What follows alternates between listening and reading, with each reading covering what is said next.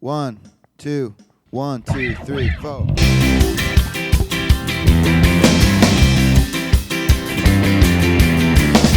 Hey everybody, it's Sam Jacobs. Welcome to the Sales Hacker Podcast. We've got another great show for you today. We've got an interview with Angus Davis. Angus is an amazing person. He never went to college. After graduating from high school, I think in 95 or 96, he moved out to Mountain View to work at Netscape, the first massive kind of modern internet success story with Marc Andreessen and a bunch of other people. He then founded Tellme Networks, sold that in 2007 for $900 million to Microsoft. He then founded Upserve and sold that business to Vista Equity Partners. And now he's a partner making investments on the VC side at Foundation Capital, but has deep, over 20 years of operational experience. And so he's an investor that brings actual real-world operating experience to his job, and it's a great conversation. So I hope you enjoy it, and we're excited to bring it to you. Before we get there, we want to thank our sponsor. Our sponsor is Outreach today, the leading sales engagement platform. Outreach supports sales reps by enabling them to humanize communications at scale, from automating the soul-sucking manual work that eats up selling time to providing action-oriented tips on what communications are working best. Outreach has your back. Now, without further ado, let's listen to my interview with Angus Davis. Hey, everybody. Welcome to the Sales Hacker Podcast. It's Sam Jacobs, and I'm super excited to have on today's show Angus Davis. If you don't know Angus, you should. He's currently a partner at Foundation Capital, so he's currently a venture capitalist, but he's been an active entrepreneur, executive, and investor in the internet industry since its commercialization. I love this story. In 1995, while a high school student in Rhode Island, he was an early employee at Intellicom Data Systems, one of America's first commercial internet service providers and website developers. Bypassing college, he joined Netscape in Mountain View, becoming the company's youngest employee at age 18. Since he joined Netscape, he then co-founded Tellme Networks. He has been labeled one of America's most promising CEOs. Most recently, he started and founded Upserve in Providence, Rhode Island, which is CEO. He grew to become one of the largest cloud-based point-of-sale platforms for full-service restaurants in the U.S., with over 10,000 restaurant customers and a payments platform processing over $12 billion in annual volume. He's also been an active early-stage investor in technology firms such as GetAround, WePay, which was acquired by JP Morgan Chase, Pattern.ai, acquired by Workday, GrabCAD, acquired by Stratsys, and others, and a limited partner in various early-stage VC funds. Angus, welcome to the show. Thanks so much for having me. I'm thrilled to be here. We're excited to have you. So what an incredible background and bio. But the first thing we like to do is sort of have you contextualize your expertise in your words. So your title, your name is Angus Davis, as we know. You're a partner at Foundation. I guess tell us what is Foundation and walk us through sort of like what the investment thesis is and what sort of companies that you're focused on. And then we'll get into how you got to Foundation in the first place. Sure. Foundation Capital is a Silicon Valley-based venture capital firm. We invest in technology companies, typically at the earliest stages, so seed stage or Series A. We've been around for a while. We're actually investing out of our 9th fund. So we've been around for 24 years, and we're probably on kind of the third generation of people inside the firm. And the types of companies that I work with are primarily located on the East Coast. Although our firm is based in Silicon Valley, I'm based on the East Coast. So I spend a lot of time working with founders in New York City, Boston, and even London. Primarily, I'm interested in companies that focus on SaaS, perhaps have some sort of AI angle to that. Fintech also is a big area of interest, both for the firm and for me personally, as well as marketplaces. But I probably wouldn't be, I try to cast a relatively wide net, and I'm early in my professional VC career, so trying not to be typecast for one specific industry. Awesome. Well, we're gonna dive into that but I just want to. Part of what we want to talk about today is how you got into VC in the first place. But tell us a little bit about your background. I just read your bio. So is it first just confirming you never went to college? Well, I got into Emory University in Atlanta. I was accepted, but never matriculated. So that is true. I never did go. I had plans to, but to my mother's disappointment, I didn't go. And so you moved to Mountain View. Netscape went public in 96, is that right? It was around that time. I joined Netscape shortly after they went public and moved to California. I'm originally from Rhode Island.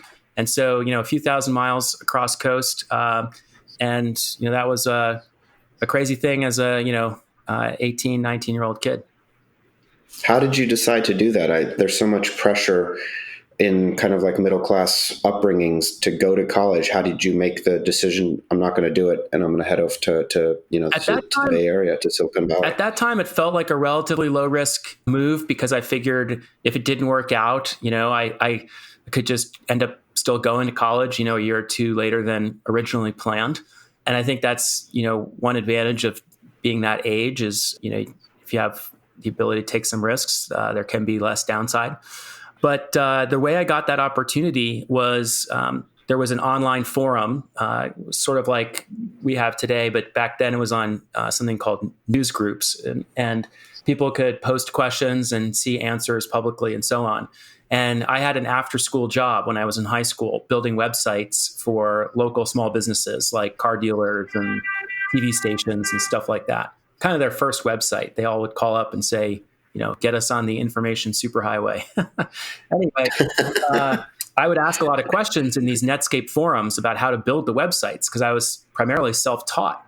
And over time, I went from being someone that asked most of the questions to being someone that, based on what I was learning, could contribute the answers. That caught the eye of some folks at Netscape. They started off by asking me to write articles, how-to articles for web developers for their online kind of blog. And that opportunity grew into a full-time summer internship, which was primarily a program offered to business school students. But they put this 18-year-old kid from Rhode Island alongside these B school students from Kellogg and HBS, and I got a chance to be there for one of the hottest summer internship opportunities around. And then a couple weeks into my summer internship at Netscape, I met a guy named Mike McHugh, who really became my mentor at Netscape. And I had been aware of him before I met him. So when I had the chance to meet him briefly, I immediately kind of gave him a few ideas and asked him some thoughtful questions. And I think it kind of caught him by surprise. And he said, well, what are you doing here? And I said, well, I'm here for the summer before I go to college this fall. And he said, well, would you consider sticking around and joining Netscape full time to work for me? And so I thought that was a great idea. I figured the whole reason I was going to college was to get that opportunity. As it turned out, Mike himself had started working when he was 18 at IBM and had not gone to college. And so he sort of an unusual situation there. And he took me kind of under his wing at Netscape. It was a great opportunity. And he and I would later co-founded Tellme Networks together. That's amazing. Did that color what's your perspective on college, given your experience? There's so much talk in the Valley these days. And, there's Austin Allred, who founded Lambda School. A lot of people talking about how college is too expensive for the return that it delivers. Do you subscribe to that theory, or, you've got kids, are you sending them to college? What's your perspective on higher education these days? Sure. Well, I definitely, am fortunate to have the ability, hopefully someday, to pay to send them to college if that's the route that they choose. But I'm not sure that college is as relevant in the same ways as it once was. I think that programs like Lambda School and others are probably actually better than college in terms of teaching skills for particular industries. And so I would expect to see a proliferation of more programs like Lambda School that change up the way we think about post-secondary education, if you know what it is you want to do. That said, I can speak from firsthand experience, having not gone to college, that there were some really big things I missed that had nothing to do with skills or knowledge in the traditional sense, at least, the things you apply to work, but more about social things, like meeting, dating people or living life on your own, being independent, things like this. And it's valuable to be in the same place with a bunch of other sort of 18 to 22-year-olds as you're trying to figure some of those things out. Because frankly, if you look left and you look right, chances are at least one of those people is going through something similar. So that aspect is valuable. But, are the dollars, is the juice worth the squeeze given the high price of education? I don't know. And I think the big change that's occurred over the last sort of generation or two is a shift in how college is paid for, primarily with loans and being financed, whereas previously it wasn't financed. And I think that that's contributed significantly to the kind of runaway pace of inflation in post-secondary education costs. So I think it's good that they're going to get a run for their money from the likes of new programs. Yeah. So first of all, thanks for, I think you're right that I think that it is good that they're going to get a run for their money, but I really do appreciate what you said about networks and social skills, because I think a lot of people that are advocating for for an alternative track to skill development are overlooking the fact that children, young people need networks and they need socialization and they need points of access as much as they need the actual skills themselves. So we'll figure that out. But let's talk about, Tellme Networks and Upserve. So you're at Netscape what was your role working for Mike McHugh? So Mike was the VP of technology, and I forget the exact title I had, but I think it was like technology researcher or something. And my job was to build prototypes of next generation products that our group was dreaming up. We were part of the office of the CTO. At that time, Marc Andreessen, the founder, was the CTO of the company. And there were only 3 of us in the group. It was Mike, myself. There was 2 others. A guy named Dave Wyden, would later run marketing at Tellme and is now a venture capitalist himself at Khosla Ventures. And then a 4th person named Emil Kamon. And the role varied a lot of different things. I actually learned some good sales skills. I'll never forget when Marc Andreessen came to my cube and told me that he wanted to buy an operating system and to set up some meetings for him with the CEOs of operating system companies. And so I cold called a few different companies like B, which was led by an Apple alum named Jean-Louis Gasset. And I called a company called Wind River Systems, which had built the operating system used for the Mars rover, and set up these meetings. It was pretty easy, being an SDR for Marc Andreessen, because he had been on the cover of Time magazine. But then the cool part was, so I had a pretty good call to connect and rate getting through to these execs. But the funny part was, the next week or two when these meetings were scheduled to happen, Marc came by my cube again and said, "So, are you coming along?" And that was great, getting thrown into the deep end of the pool and getting to gain exposure to some pretty exciting conversations at such a young age. That's amazing. And so how did you, what was the idea behind Tellme Networks, and how did you figure out to, leave Netscape and start that? Sure. So Mike McHugh, my co-founder at Tellme and my first boss at Netscape, he and I had talked for a few months about trying to start a company, and we'd been exploring a few different ideas. And we left Netscape shortly after Netscape was acquired by AOL in early 1999. And we founded Netscape to make it easy to use the internet just through the power of your voice. So today, many listeners to this podcast can take for granted things like Siri, or I won't say her name because she's in the room, but the, Amazon. The ever listening. Yeah, exactly. She's listening right now. But, in 1999, the early 2000s, we didn't have smartphones. It's difficult to remember a world before the iPhone came out in 2007, but phones back then didn't even have a color screen. And so being able to use your voice to ask a question, whether it be the stock quote, sports score, things like that, that was really the original idea behind Tellme, was just say what you want and get it with your voice. And we kind of wired up a voice recognition system on the front end to kind of the growing power of the internet on the back end.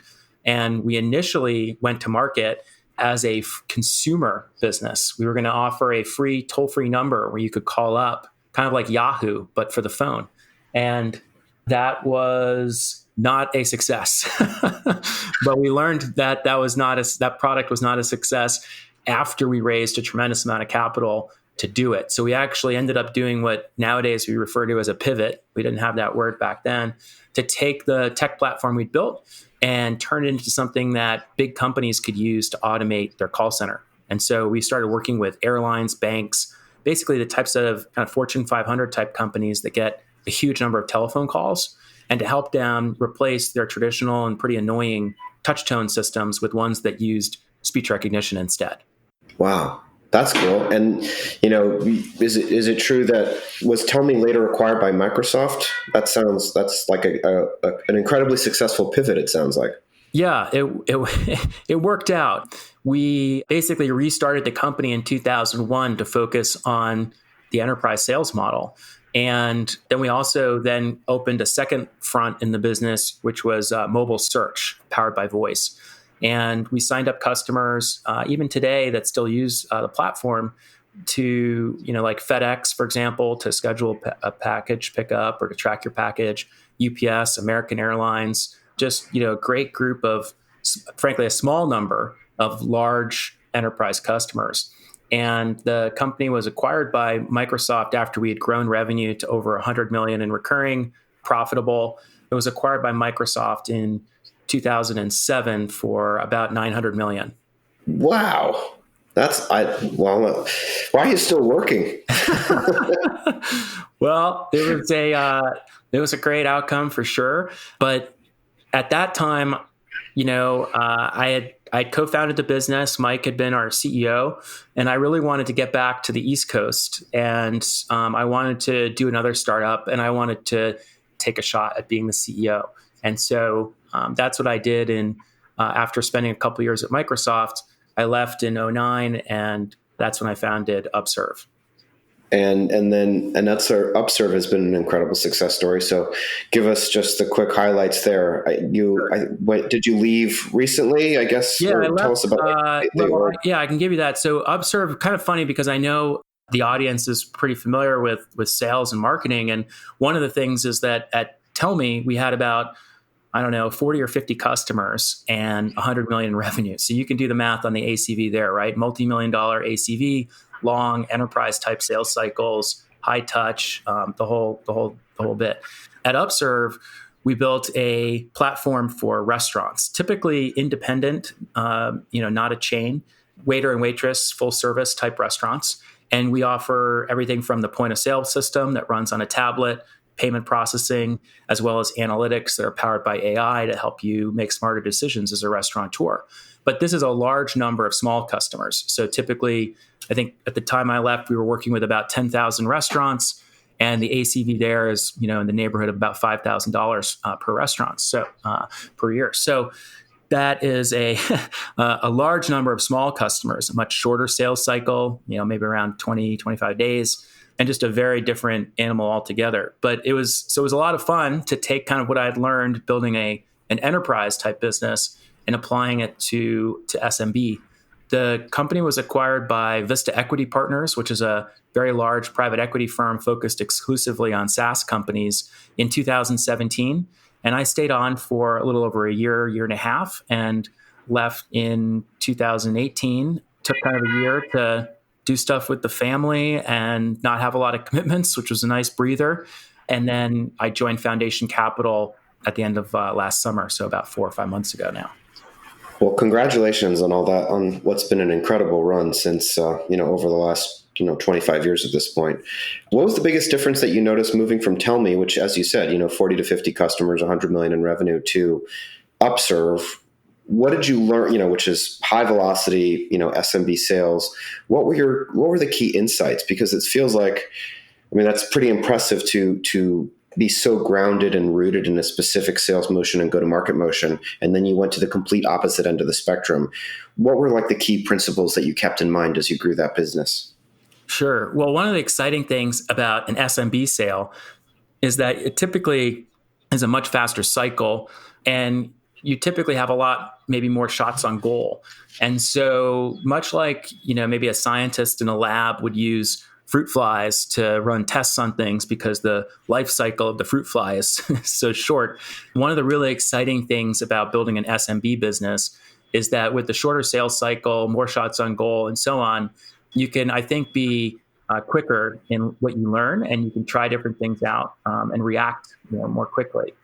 Another thing that I've noticed about many SMB sales, though, is that oftentimes some of the winners can be actually characterized by the strength of the sales organization almost to a fault. What I mean by that is you could have like a phenomenally talented sales team pushing a product that maybe has doesn't provide enough value to the customer that it ends up sticking.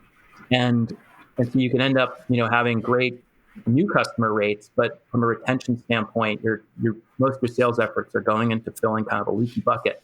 So, I saw that, for example, there's a whole industry selling to restaurants and other small businesses called merchant cash advance, where they're doing kind of like creepy, super high interest rate loans and so on. But these businesses are pretty successful in part because they've got an incredibly strong sales organization. So applying some of what I learned from the enterprise around customer success and taking a more consultative approach that might not always be the first thing that comes to mind in an SMB sales process. I think that helped us differentiate from some of our peers. Certainly, when we called upon restaurants, when we started doing that, they were used to getting a lot of phone calls from folks like Groupon, Living Social, and others, and they really didn't want to hear from yet another salesperson. But because we took a few pages out of the enterprise sales playbook and took a consultative approach and tried to understand their problems and so on, I think that helped us distinguish us from a pretty noisy field at the time.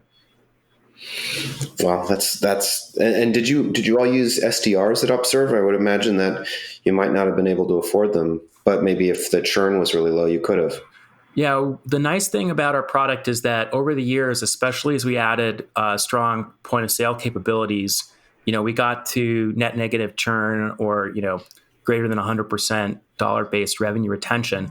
We were able to afford SDRs. I'd say that we had greater success with our inbound SDR team. Outbound SDR for this audience is challenging because it's primarily phone-based as opposed to email-based. So you don't have, when you think about who owns the local restaurant, in fact, you might not even know. They typically are not on LinkedIn.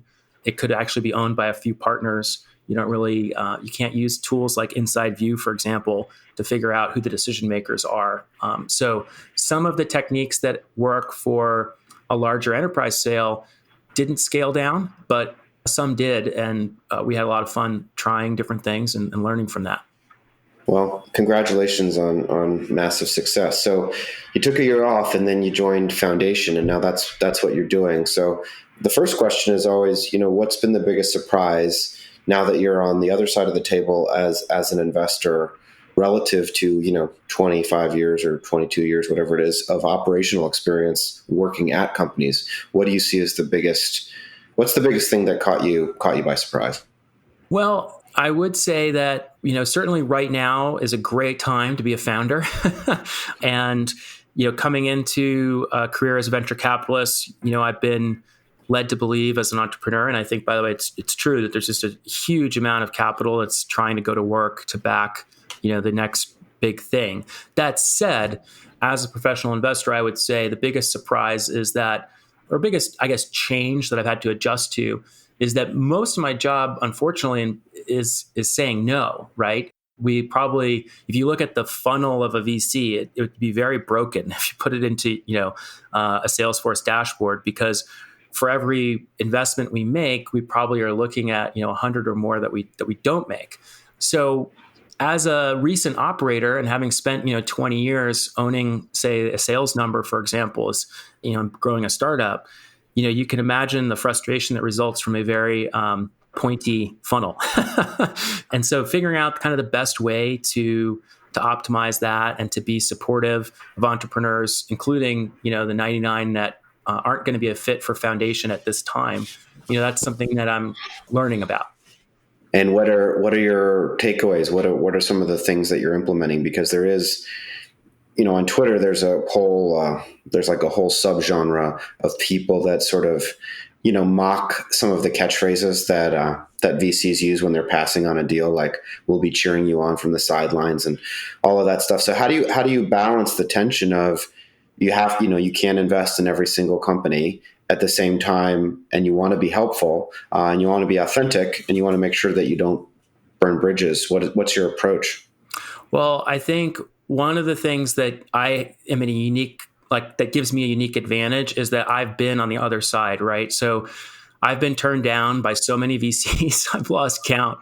I still remember when I was down on my luck at Upserve. We had done a pivot because the original vision for the business was different from what it ended up becoming a success. And I remember I was trying to raise our Series B, but it was sort of like, it was technically called the Series B, but it was Series A level risk, right? Or maybe even pre-Series A level risk, because we had just shifted the business to what ultimately would be successful. And I had met with all the top venture capitalists in Sand Hill Road and everywhere else I could take a meeting with them. And pretty much, every single one of them said no. And I'd gotten pretty far along with a firm called Shasta Ventures. And the partner there working with was a guy named Sean Flynn. And I'll never forget, I was in the Sheraton Hotel in Palo Alto after I'd given a full partner presentation earlier that morning at Shasta. And Sean Flynn called me, and I was, packing my bags to fly home. And he called me while I was still in the hotel room, so I'd only been out of their office for maybe an hour, to explain to me that they were going to pass on the investment, and that, he was excited about the business, but he and his partners, had some other concerns, and they felt there was a right price for the deal, but they didn't want to give me a term sheet with that price because they were concerned that it wouldn't meet like my expectations. And I remember thinking to myself, like, oh shit. Like, I really had thought that these guys were going to do it, and they were kind of like the last hope. And I'd already kind of gotten a bridge from some of my investors. I feel like I couldn't remember if I did or didn't, but in any event. So I told him, I remember telling him on the phone, I was like, well, that's a cop-out. And he wasn't really expecting me to tell him that.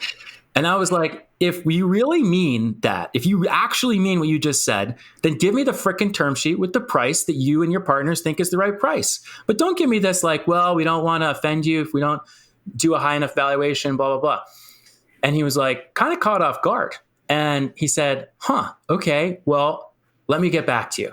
So my flight was connecting through O'Hare back to Boston, I think. And while I was in O'Hare at the Admirals Club, he called me back and he's like, all right, here's the deal we'll be willing to do. And yeah, it wasn't as high a valuation as I'd been hoping, but it wasn't like a disastrous situation either. And I was like, yeah, we'd probably do that. Then I did my best, now that you've got the term all the things founders say, I'd be like, well, Sean, I'll have to talk about that with my board. And, what an asshole. And so he gave me the term sheet, led the Series B, and if that hadn't happened, the company might have gone under. And instead, we built it into a really successful business. I mean, I think companies probably 50 million in recurring and working with over 10,000 restaurants today. So. And, it was a successful exit for Shasta and for all the other investors as well when Vista bought the company. So what does that have anything to do with me? Well, I'm just saying every time I'm talking with an entrepreneur, I remember what I was wearing. I remember where I was standing in the Sheraton hotel room. I remember being in the Admirals Club. Like, I remember that whole experience. And I remember other experiences as well. And so I just try to empathize with the founders that I'm working with. And I'm not going to tell them, like, let me know how I can be helpful if I'm saying no, because it'd probably be insulting. But like, what they'll instead hear from me is like maybe a month or two later, like I'll introduce them to a customer or something. Like I actually will be helpful instead of paying a lip service. So, I'll never forget what it's like to be the founder and walk in her shoes. And I think that's something that's kind of top of mind for me every day. I love that story. What if I have a few other questions, but the immediate follow-up question is, okay, so we get that you're going to pass on most of, 99 out of 100. The success rate's very low. When you do say yes, or when you have been super excited pounding the table at a partner meeting that you want to make an investment, what are the elements of the business, perhaps some that are not immediately obvious, like, growing 500% at, 20 million profitable, et cetera. But like, what are the elements of either the founder or the business, particularly because you're investing so early stage, that, give you confidence to write a check or to issue a term sheet? Well, I think the two biggest things are the size of the market opportunity and the strength of the people that are leading the company. And really, it's a people thing, because as an investor and as a founder, you're kind of in this very long-term relationship to build a business at a very exceptional rate. And so I think that like NASA, for example, the type of people they sent in the Apollo program into space, and you watch some of the movies about that time and the amount of emphasis that went into just the makeup of the mind, what kind of mindset the astronauts were in as they thought about setting out on this sort of dangerous and incredibly ambitious mission that they had. And then you think about, the types of challenges that they faced. Apollo 13 is a great example. And I used to have a recruiting question. So when you would apply for a job, when we were in the very earliest days of the last two startups, actually, and we would ask a question in sort of the screening form that you'd fill out. These days, of course, people just, click to apply and all that. But back then, you'd fill out a little form, probably not good for my funnel. But anyway, one of the questions I asked is I said, what would you rather be? And I think there's a few different questions there, answers like I was a 20-year veteran of IBM, or, I was on a pre-IPO startup that went public, or a few other things. But one of them was I was on the Apollo 13 team. And whenever somebody picked that answer, I kind of felt like that was the strongest answer to the question, because if you're a founder of a startup, you're going to face challenges like they did with Apollo 13. And you can't, that's not in the 500% growth chart. No plan survives contact with the enemy, right? Some famous army general said that. And so it's all about the people and how they're going to react when all the shit that happens when you're building a startup, and it never stops happening, happens. And so that's really, I think, the key thing that I look for is just great founders. Is there something specifically in their background or their upbringing that would give you some indication about their greatness, their durability, their perseverance? A lot of it is grit and being able to overcome adversity. I think, frankly, a lot of what people learn in sales is something that, frankly, other professions don't encounter as often, which is being told no or having to overcome various challenges that come in front of you.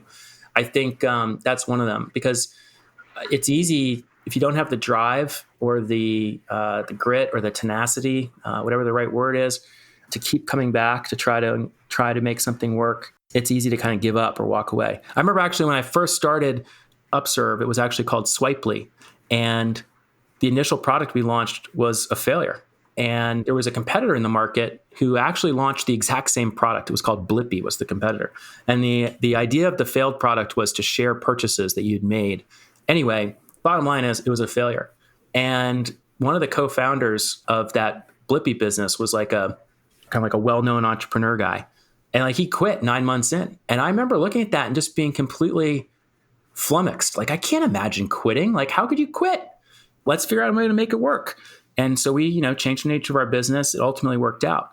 So it's difficult to put a finger on an exact thing, but it's really around the founder's drive and tenacity and grit and ability to kind of overcome adversity, because no line is ever straight up and to the right. There's a lot of ups and downs. Absolutely. Well, Angus, this has been awesome having you on the show. One of my last questions for you is something that we were talking about just now offline, which is, you said it's always easier to build something you've sold than to sell something you've built. And you're sort of relating it to the role of sales and marketing as it pertains to the product. Talk to us about what you mean there, because I think, first of all, I think that's actually extremely controversial, because I think we're all brought up, particularly with highly technical founders, we're brought up to believe that the deities, the gods of the organization are the product and engineering teams. And if we just did what they said as sales and marketing leaders and teams, if we just did what they said, everything would be great. But we constantly, us as sales and marketing leaders, are over-promising, over-committing on the capabilities of what the product can actually do. And that leads to mismanaged expectations, that leads to churn, that leads to unhappy customers. But you're saying actually, no, maybe it's okay to make promises that have not yet been built. Walk us through your philosophy there.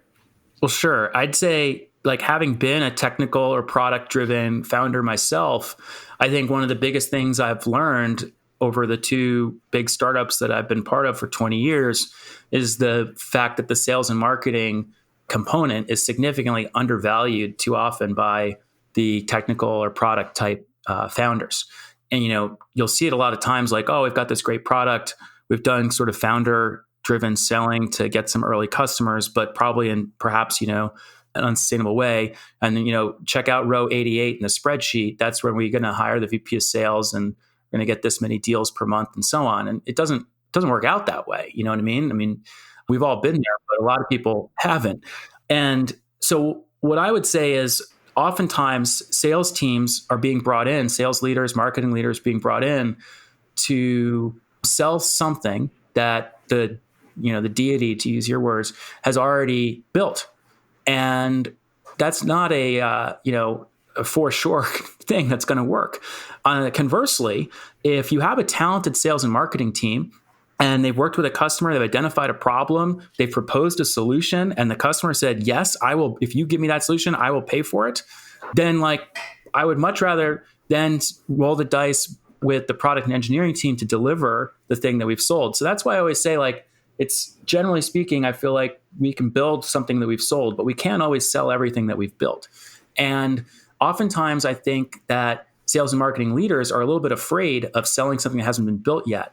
But I would much prefer as a salesperson to have the sale is a for sure, and the can we build it is the risk, than the other way around, because then it's just a simple matter of, can my product and engineering team execute, in a time frame that works for the customer, and that shifts the burden to a different part of the organization, which frankly too often lacks clarity and direction on what needs to be done and when it needs to be done by. I mean, nothing is better for an engineering team than a signed contract saying we got to do it by now. That's why in the past, for example, Apple would often, tie, or other companies would tie their product launches to things like Steve Jobs needs to give a demo at the big conference, and then the conference date ain't moving, and we've sent out the invites, let's go. And when you read the backstory of how some of these engineering teams rose to that challenge, oftentimes it's, with that type of thing. And to me, a signed contract, for example, is just as powerful. And that's one of the challenges also the product leaders face, is influencing and motivating engineering teams to deliver something. Well, what better way to do that than, customer demand? So I don't know, if I was building another startup, that's something I would be keeping top of mind. The devil's advocate or a product leader, or I guess I've been in these exact situations and rarely won these battles, but I was also probably not nearly as persuasive or empathetic or compassionate, whatever it may be, as I needed to be. But the product leader would often say, listen, I have my own mechanism for collecting customer feedback. I do not require, we have a roadmap. We decided on the roadmap, and now you're bringing me a signed contract that disrupts the roadmap. And stop it. We will execute on the roadmap, and I will use my user stories and my user interviews and the surveys that I sent out, and that will be the voice of the customer that will influence the roadmap, what we build, and why it's valuable. What's your response to that? Well, I think there is a balance there. I mean, for example, I'm not a huge subscriber to the concept of the quote unquote lean startup. I'm not a believer that, the roadmap needs to be driven 100% based on customer demand. I think there's a few different factors that go into play. There's sort of, what are we capable of building? What do the customers want? What does the competition have? And also strategically, where does the product need to be to set us up for long-term success? Oftentimes there's some sort of macro strategic thing that's going to change, and that's part of what's propelling our company forward. So there is a balance. And I think, a strong product leader might push back on certain things. And I think that's gets to the relationship between the product people and the sales people. And I think that's great to force those people to have more conversations together. Oftentimes they are not, marching in lockstep. That said, most startup companies fail because we didn't get sales. It's not because the other way around. It's not because we didn't ship product, or you know what I mean? It's due to a lack of fit between the product we built and what the market wants. And so generally speaking, I would say as a product leader, dismissing, what the customer is asking for, or dismissing what the sales team is saying you need to win, do that at risk of your own peril. I think that's a risky proposition. Awesome insights. Angus, thanks so much. We've come to the end of our time together, sadly, but you'll be back for Friday Fundamentals. But meanwhile, there's folks out there that are listening to you that are probably inspired by your approach and maybe want you or a foundation to take a look at a project that they're working on, or maybe they want to look at a portfolio company that you've already invested in. So are you open to folks that are listening, reaching out to you and getting in touch? And if so, what's your preferred mechanism for getting in touch? Yeah, sure. I am definitely open and eager to hear from folks. And, the best approach is take a look at LinkedIn, see if there's somebody in common between us. You just type my name in, and if there's somebody in common that give us a warm introduction, a little context, that's always great. If not, it's fine to send me an email directly too. It's just adavis@foundationcap.com. And I'm also on Twitter, and I've made some interesting relationships through Twitter as well. So interesting. What a great use of that word. Yeah. Any big Twitter wars that you've been in? As I get older, I listen more and speak less. I have to learn that. Now as a VC, of course, that you're supposed to, of course, you got to have an opinion. Twitter, but yeah, hopefully I won't step in any landmines. Fair enough. Angus, thanks so much for being on the show. We've loved having you, and we'll talk to you on Friday for Friday Fundamentals. All right. Thanks a lot, Sam.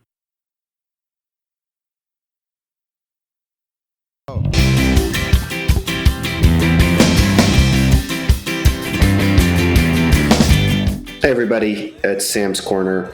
Really enjoyed that conversation with Angus Davis. It's just always incredible to talk to somebody that's had such a track record, starting 2 companies, sold both of them. Tellme Networks sold to Microsoft, Upserve sold to Vista Equity Partners, worked at Netscape, never went to college.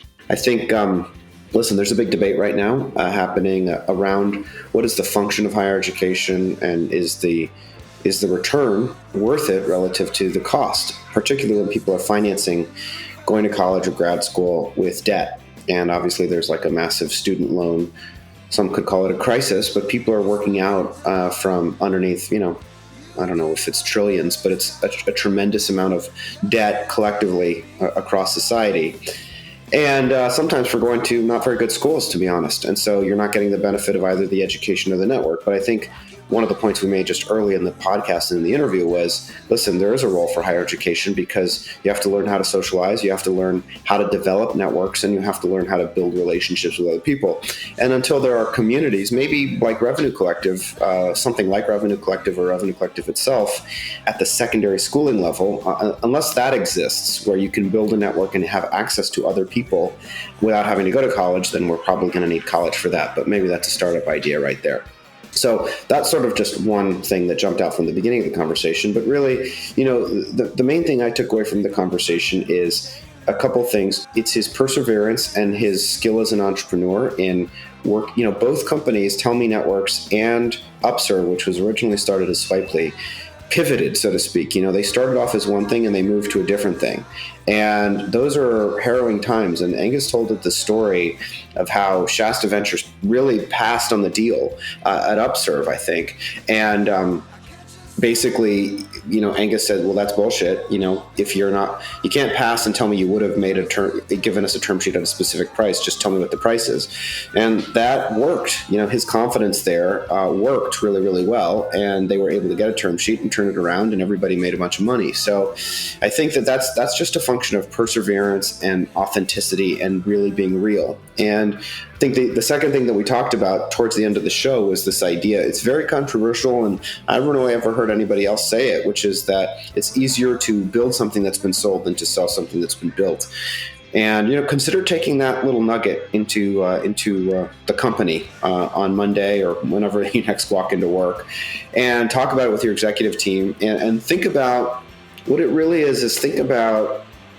This is why we talk about the voice of the customer, because we're working at these high growth companies, and a lot of people have a perspective on what the customer wants, but the way that you align the organization around what the customer actually wants, that's the key to success. That's how you figure it out. If you are not really listening And as we all grow older and read more about Buddhism and all that other shit, it's becoming clear that listening is far more important than talking, this 3-minute and 30-second rant notwithstanding. And so how does your company listen to what the customer tells you that they want? Now, you have to guide them as well, because sometimes they can't envision the way that you've helped solve their problem. But what is the mechanism by which you are gathering feedback and flowing that feedback through the organization, not just to sales and to marketing, but into product and engineering? And is there a way that everybody can agree on what the common problems are that the customer needs and what needs to be built in response to those problems? And that sounds simple, and I can tell you that it is not simple, and that I have worked at so many different companies where it has not been easy. And it really comes down to leadership from the executive team and from the CEO. And is the CEO capable of really deeply understanding that the whole organization needs to be aligned around an external party, that is the customer? The organization does not need to be aligned internally around the engineering team. The organization needs to be aligned and wrapped around the customer. Companies that can do that win. Companies that are too proud to do that often don't win. So something, as they say, to think about. Put that in your pipe and smoke it, or something like that. At any rate, thanks for listening. If you want to reach out to me, you can. LinkedIn.com/Sam F. Jacobs. If you want to be part of Revenue Collective, you're an executive out there, you're a VP of sales or marketing, you're running a sales, marketing, customer success, or operations team, and you're thinking about joining the best executive community focused on you individually and your career development, then go to revenuecollective.com. If you're an up-and-comer, we have an associates program that is growing very, very quickly. We would love for you to join it, so you can also apply to the associates program at that website. Otherwise, we want to thank Outreach. Outreach is the leading sales engagement platform. And other than that, I am out of things to say, so I will talk to you next time.